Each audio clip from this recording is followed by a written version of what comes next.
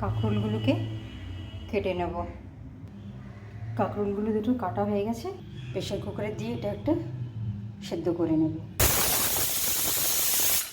কাঁকরোলগুলো সেদ্ধ হয়ে গেছে। এইসব দানাগুলো এবারে আমি দানাগুলো সব ছাড়িয়ে নেব। দানাগুলো সব ছাড়িয়ে নিয়েছি। কড়াই 2 চামচের মতন তেল দিয়েছি। পেঁয়াজটা ভেজে নেব।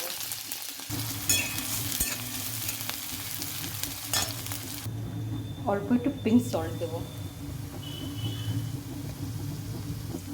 বেটে রাখা পোস্ত, কাজু আর কাঁচা লঙ্কা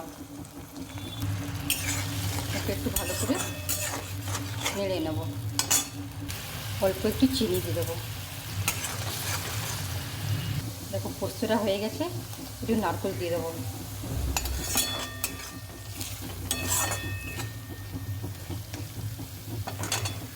দেখো পুরটা তৈরি হয়ে গেছে। এবার এটার মধ্যে এক একটা করে ফিল করে নেব। দেখো সব পুর ভরা হয়ে গেছে। এবার এগুলো বেসনে একটু কোট করে ভেজে নেব। তেলটা গরম হয়ে গেছে, এগুলো একটা একটা করে ভেজে নেব। এগুলো একটা একটা করে উল্টে নেব। এগুলো ভাজা হয়ে গেছে, এগুলো তুলে নেব। হয়ে গেছে, এটা আবার তুলে নেব। দেখো পুর ভরা কাঁকরোল হয়ে গেছে। ভালো লাগলে এটা লাইক করে দেবেন।